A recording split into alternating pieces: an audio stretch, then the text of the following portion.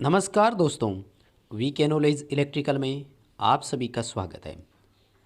दोस्तों, अगर आप भी आईटीआई में एडमिशन लेने की सोच रहे हैं तो एडमिशन से पहले हमारा ये वीडियो ज़रूर देख लेना। आज की इस वीडियो में हम आपको टॉप 4 आईटीआई ट्रेड्स के बारे में बताने वाले हैं।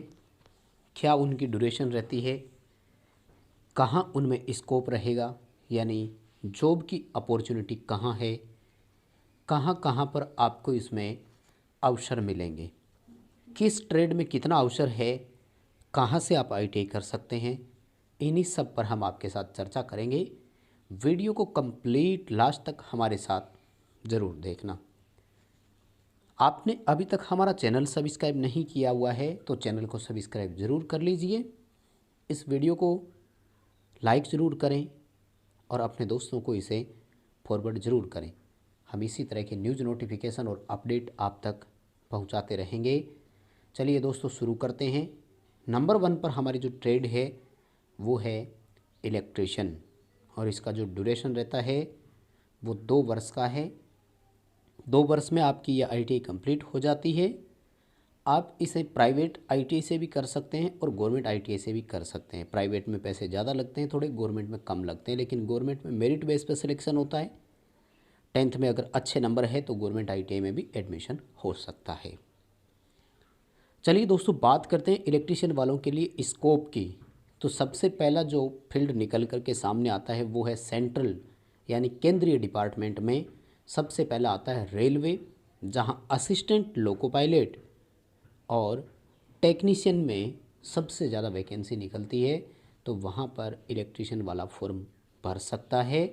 आप रेलवे में लोको पायलट भी लग सकते हैं और टेक्नीशियन भी बन सकते हैं। इसके बाद में इसरो, जो कि भारत सरकार का संगठन है, इसमें टेक्नीशियन की पोस्ट आती है। आईटीआई इलेक्ट्रिशियन वहाँ पर क्वालिफ़िकेशन रखी जाती है। टेक्नीशियन बी के नाम से इसमें सीट आती है और अच्छा पे स्केल भी मिलता है। यदि हम बात करें आगे तो डीआरडीओ, ये भी रक्षा विभाग का एक संगठन है। इसमें भी आईटीआई इलेक्ट्रिशियन वालों के लिए वैकेंसी आती है। हालांकि 2017 के बाद अभी तक इसमें कोई भर्ती नहीं आई है, पिछले 3-4 वर्षों से, इसलिए अब भर्ती की इसमें भी पूरी संभावना बनती है। डीआरडीओ भारत सरकार का है। आईटीआई इलेक्ट्रिशियन में टेक्नीशियन ए के नाम से यहाँ पर पोस्ट आती है। बात करें यदि मेट्रो ट्रेन्स की, तो इलेक्ट्रिशियन वालों के लिए मेट्रो में भी काफ़ी वैकेंसीज़ आती है, जैसे Delhi metro, Lucknow metro, Jaipur metro, Pune metro सहित जितने भी स्टेट में अपने अपने मेट्रोज होती है, वहाँ पर मेंटेनर के नाम से पोस्ट आती है। मेंटेनर इलेक्ट्रिशियन में आप वहाँ पर अप्लाई कर सकते हैं।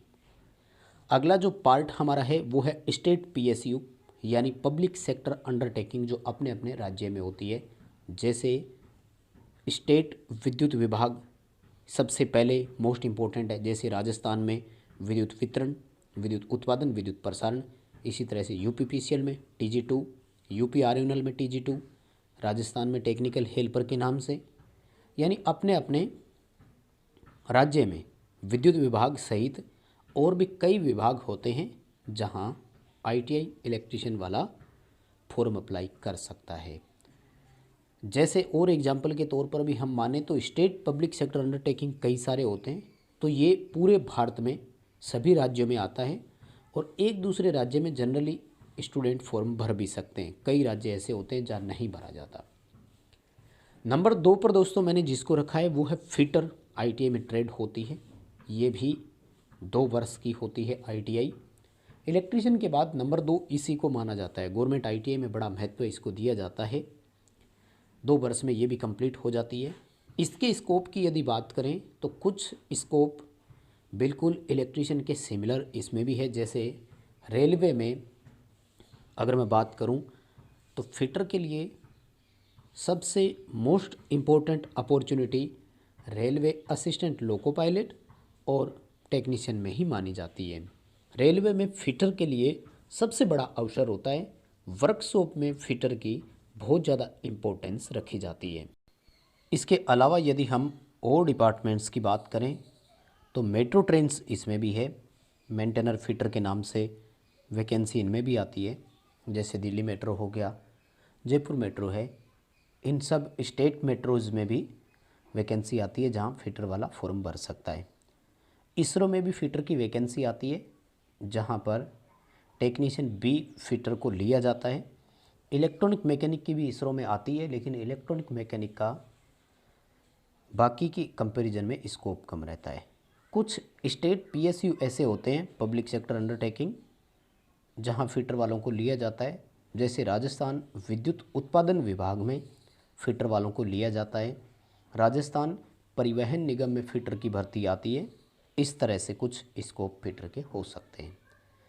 दोस्तों, नंबर 3 पर जिस ट्रेड को हमने रखा है वो है डीजल मैकेनिक, और इसका भी ड्यूरेशन 1 ईयर का होता है। यानी इलेक्ट्रिशियन फिटर 2 का था, डीजल मैकेनिक 1 वर्ष का होता है। 1 वर्ष में आपकी ITI कंप्लीट हो जाती है। आप इसे प्राइवेट से भी कर सकते हैं और गवर्नमेंट ITI से भी कर सकते हैं। यदि हम बात करें स्कोप की, तो दोस्तों डीजल मैकेनिक के लिए रेलवे सबसे बड़ा प्लेटफॉर्म या सबसे बड़ा अपॉर्चुनिटी माना जाता है। रेलवे में assistant loco pilot diesel mechanic वाले बच्चे सबसे ज़्यादा लगते हैं, क्योंकि मैक्सिमम जो डीजल इसमें सिलेबस होता है डीजल मैकेनिक का, उसमें अधिक प्रश्न रेलवे में पूछे जाते हैं। इसलिए डीजल मैकेनिक के लिए वैसे रेलवे ही एक अपॉर्चुनिटी है, और दूसरी बहुत कम चांसेस है। जैसे स्टेट पीएसयू में कुछ जगह हो सकता है। एग्जाम्पल के तौर पर राजस्थान विद्युत उत्पादन निगम में डीजल मैकेनिक वालों को भी लिया जाता है। लेकिन वैसे एक डीजल मैकेनिक के तौर पर अगर देखा जाए तो ऑटोमोबाइल्स के तहत आप अगर कहीं कंपनीज़ में जॉब करना चाहते हैं तो ऑटोमोबाइल सेक्टर में आपको इसके लिए प्राइवेट अच्छी जॉब मिल सकती है। दोस्तों, नंबर 4 पर जिसको हमने रखा है वो है COPA, computer operating and programming assistant होता है ये, यानी सॉफ्टवेयर ऑपरेटर बोल सकते हो इसको। ये 1 वर्ष का कोर्स होता है और ये 12वीं बेस पर होता है। यानी आपने 12th कंप्लीट कर लिया हो, पास आउट कर लिया हो, तो इसका फॉर्म आप अप्लाई कर सकते हैं। यदि कोपा के स्कोप की बात की जाए तो कई सेक्टर्स ऐसे हैं जहां कोपा को लिया जाता है। सबसे पहला इसमें मैंने रखा है DRDO, क्योंकि हमारे कई रिलेटिव और जानकार इसमें लगे हुए हैं। DRDO में कोपा के लिए टेक्नीशियन A पोस्ट नाम आता है और कोपा वाला यहाँ अप्लाई कर सकता है। इसके अलावा स्टेट PSU जो है वो एक बड़ा फैक्टर इसके लिए है।